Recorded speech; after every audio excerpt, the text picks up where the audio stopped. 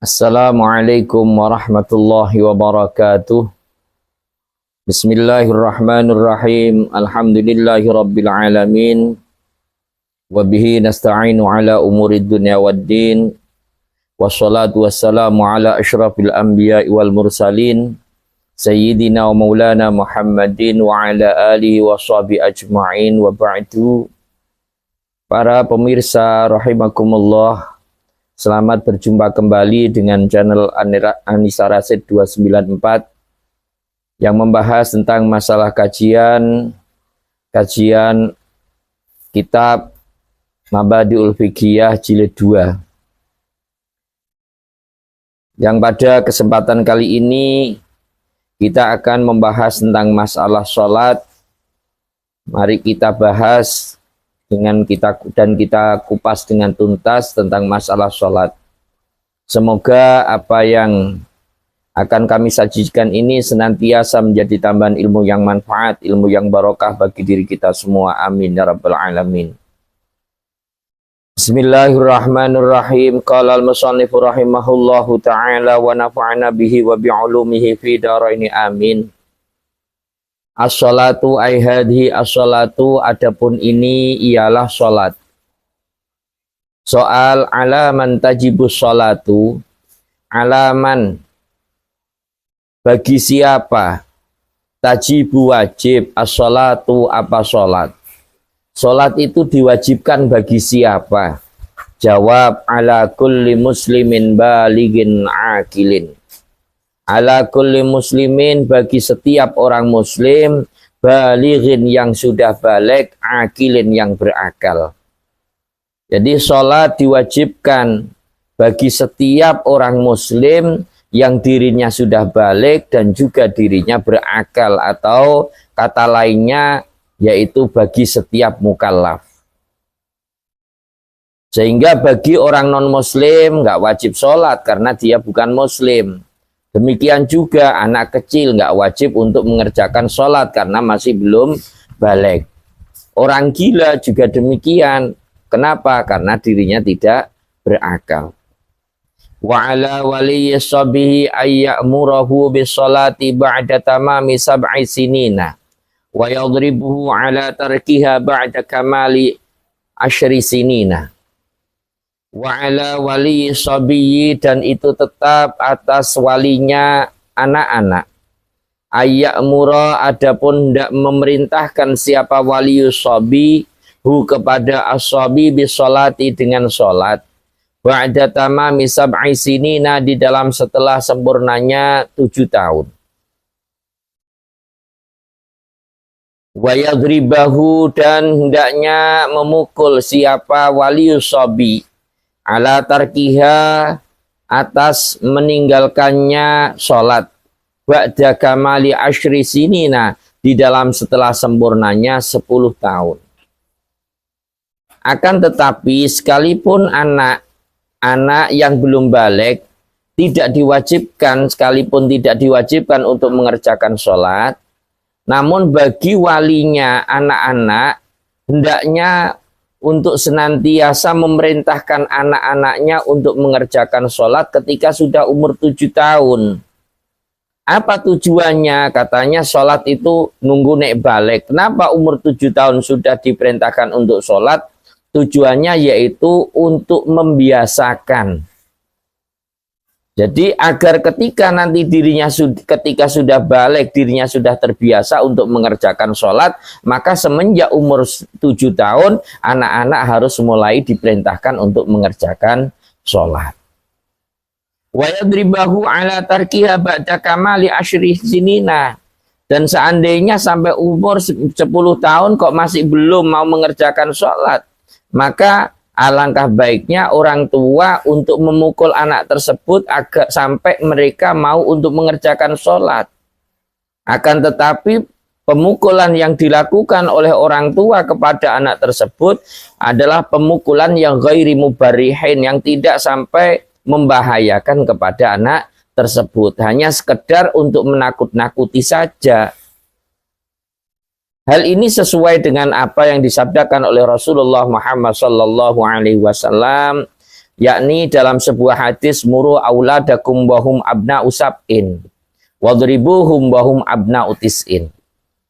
Muru auladakum, perintahlah oleh kalian semua, auladakum, kepada anak-anak kalian semua, wahum abna usabin, yaitu ketika mereka sudah umur 7 tahun. Wadribuhum wahum abna utis'in, dan pukullah anak-anak kalian semua ketika sudah umur 9 tahun. Jadi berlandaskan hadis tersebut, maka di sini Kiai Musonef mengingatkan kepada orang-orang tua yang mempunyai anak-anak, maka hendaknya dirinya senantiasa memerintahkan kepada anak-anaknya untuk mengerjakan sholat ketika sudah umur 7 tahun. Dan kalau sampai bandel sampai 9 tahun, 10 tahun tetap nggak mau mengerjakan sholat, maka hendaknya dirinya untuk menakut-nakuti anak tersebut dengan cara memukul, tapi yang tidak membahayakan kepada fisik anak tersebut. Para pemirsa rahimakumullah, berikutnya kita akan membahas tentang masalah syarat-syarat daripada sholat, yang mana ini sangat penting sekali kita pahami, kita mengerti, karena yang namanya syarat akan menjadi sebuah keniscayaan, sebuah keharusan untuk menjadikan sholat itu menjadi sholat yang sah, yang sebagaimana yang diharapkan oleh Allah dan diajarkan oleh Rasulullah Muhammad sallallahu alaihi wasallam. Soal kam syurutus sholati kam, itu berapa syurutus sholati, adapun beberapa syarat-syaratnya sholat. Ada berapakah syarat-syaratnya sholat? Jawab, syurutuha khamsatun. Adapun beberapa syaratnya sholat khamsatun itu ada 5. Al-awwalu, adapun yang pertama, at-taharatu minal hadasil akbari wal asghari. Yang pertama, at-taharatu itu suci minal hadasi, dari hadas al-akbari yang besar, wal asghari dan yang kecil. Syarat-syarat sholat, orang yang tidak mengerjakan sholat, dirinya yang pertama harus suci.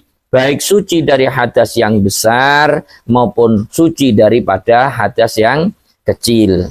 Bagaimana kemarin sudah kita bahas apa itu hadas besar, apa itu hadas kecil, dan bagaimanakah caranya bersuci dari hadas besar dan hadas kecil. Asani, adapun yang kedua, taharatul badani wasaubi wal makani minan najasati.